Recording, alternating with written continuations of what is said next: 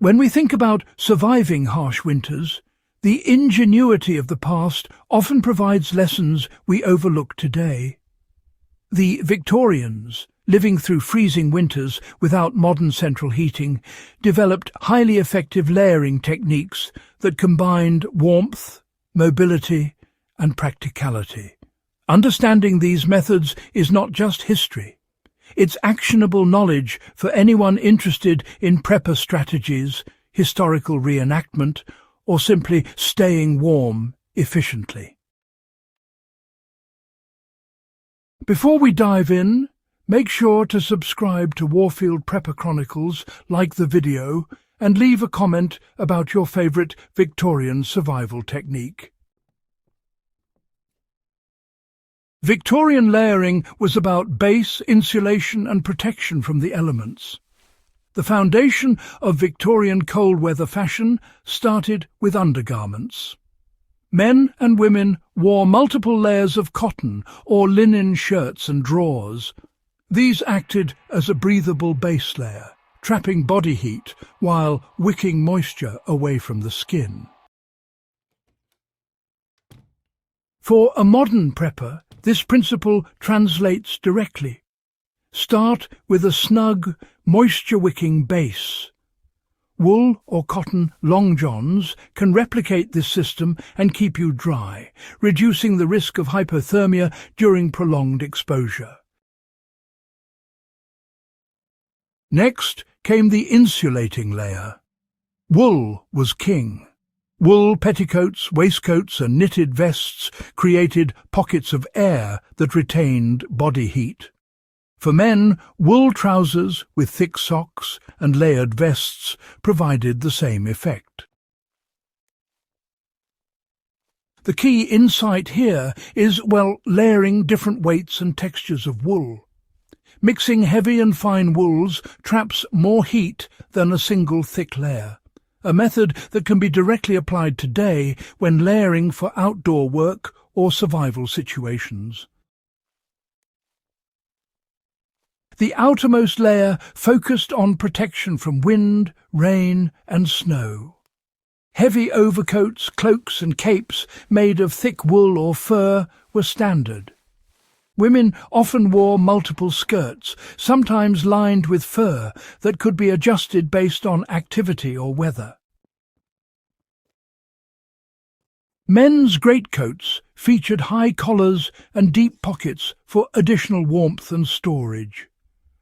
Modern survivalists can mimic this by using durable outerwear with adjustable features, removable hoods, layered shells and insulated linings to replicate the Victorian strategy of adaptable protection.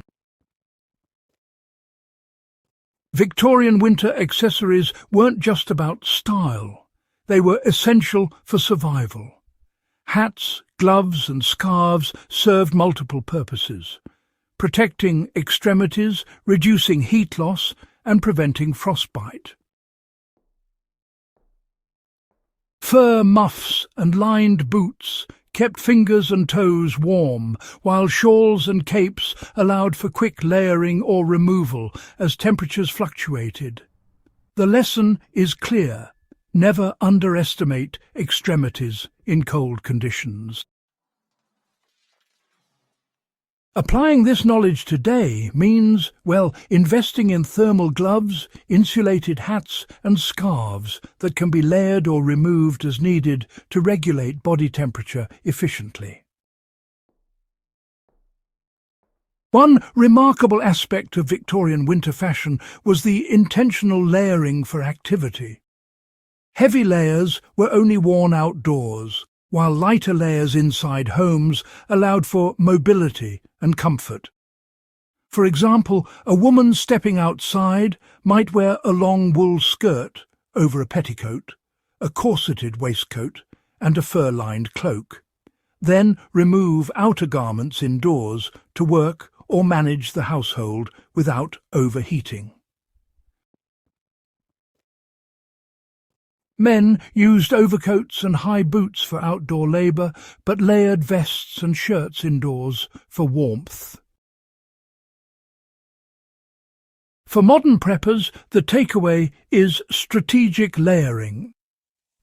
Adjust layers for activity levels, removing outer shells during exertion and adding insulation when stationary. This approach maximizes warmth while conserving energy.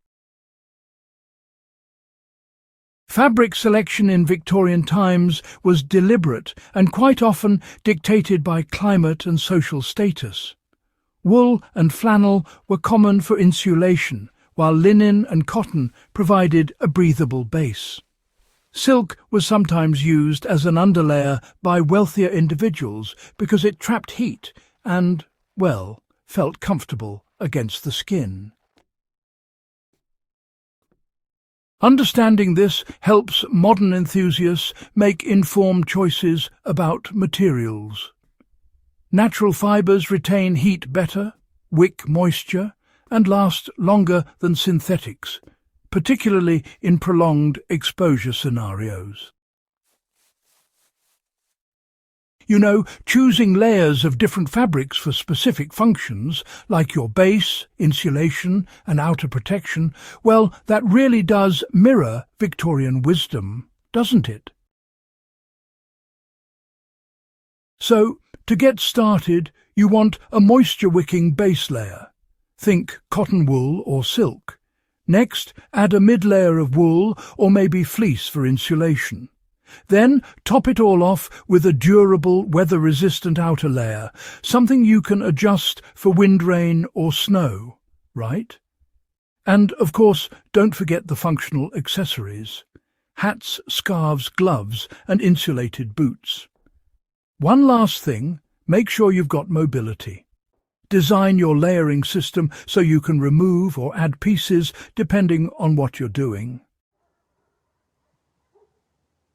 Even small details, they really mattered. Victorian belts, buckles and closures gave a snug fit, which helped reduce drafts. Buttons and clasps were often placed to trap heat around the torso and neck. And today, we've got adjustable zippers, toggles and cinches to do much the same job. Yeah. Every piece had a purpose, whether it was for warmth, mobility or protection. In the end, Victorian winter fashion wasn't about vanity. It was survival. Their methods teach us that layering is more than stacking clothes. It's a carefully engineered system of base, insulation and protection, optimized for harsh conditions. For anyone interested in prepper strategies, historical reenactment, or efficient winter dressing, these lessons are directly applicable today. They provide an evergreen framework that adapts to modern fabrics and outdoor challenges without losing historical authenticity. Before we wrap up, remember to subscribe to Warfield Prepper Chronicles for more practical history lessons like this one. Hit the like button if you found these techniques useful, and leave a comment with your favourite Victorian winter strategy or how you plan to apply these methods today. Sharing this video helps other history enthusiasts and survivalists learn these timeless lessons.